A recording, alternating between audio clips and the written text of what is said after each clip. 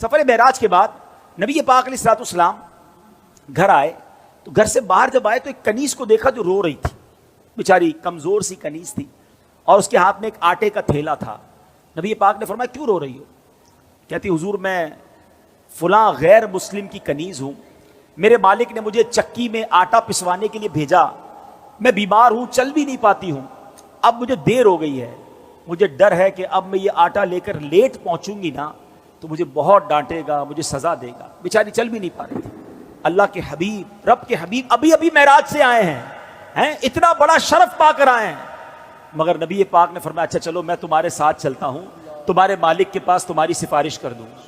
نبی پاک نے اس کنیز کا آٹے کا تھیلا اٹھا لیا، تھوڑی سی دیر رکتا ہوں، مجھے اور آپ کو کوئی بڑا مقام مل جائے تو اب غریب تو گئے نا، ان سے ملنے کی کیا ضرورت ہے بھائی، میرے تو تعلقات کدھر ہیں، میں تو فلاں پروگرام میں جاتا ہوں، مجھے تو ادھر بٹھایا جاتا ہے، میرا تعلق بڑے لوگوں سے، اب پرانے دوست غریب رشتہ دار ان کا کیا کرنا ہے؟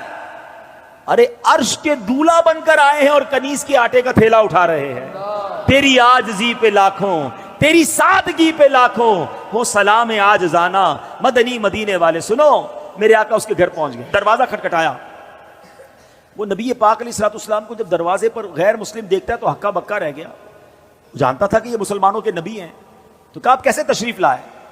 تو فرمایا کہ یہ تمہاری کنیز ہے، پریشان تھی، ڈر رہی تھی تمہارے پاس آنے کے لیے، اس کو معاف کر دو۔ وہ بتائیے وہ کیا کہتا ہے، وہ جو غیر مسلم تھا، کہتے پہلے مجھے بتائیے آپ کو آج رات معراج نصیب ہوئی ہے نا؟ غیر مسلم کہتا ہے اے محمد صلی اللہ تعالی علیہ وسلم آج رات آپ کو معراج نصیب ہوئی ہے؟ نبی پاک نے فرمایا ہاں ہے۔ سنو، وہ اندر گیا، واپس آیا، اس کے ہاتھ میں تورات شریف یا انجیل مقدس آسمانی کتاب تھی، اور وہ کہتا ہے یہ دیکھیے اس میں نبی آخر الزماں کی یہ نشانی لکھی ہوئی ہے کہ وہ نبی جو آخری نبی ہوں گے، جب ان کو جس رات معراج ہوگی اس رات کی صبح وہ ایک کنیز کے آٹے کا تھیلا اٹھا کر کسی غیر مسلم کے دروازے پر جائیں گے۔ حضور آپ میرے دروازے پر آئے ہیں، میں کلمہ پڑھ کر مسلمان ہوتا ہوں۔ سبحان اللہ، یہ اللہ اکبر۔ اب یہ میرے آقا کی شان ہے کہ نبی پاک کی اس معراج کا ذکر اور معراج کے بعد اس عاجزی کا ذکر بھی آسمانی کتابوں میں موجود ہے۔ ارے جن کے نصیب میں ماننا ہوتا ہے، جن کے مقدر میں ایمان لانا ہوتا ہے، جن کے مقدر میں عشق رسول ہوتا ہے، ان کو یہ سعادت ملتی ہے۔ بڑی پیاری بات شاعر کہتے ہیں، عقل والوں کے نصیبوں میں کہاں ذوق جنون۔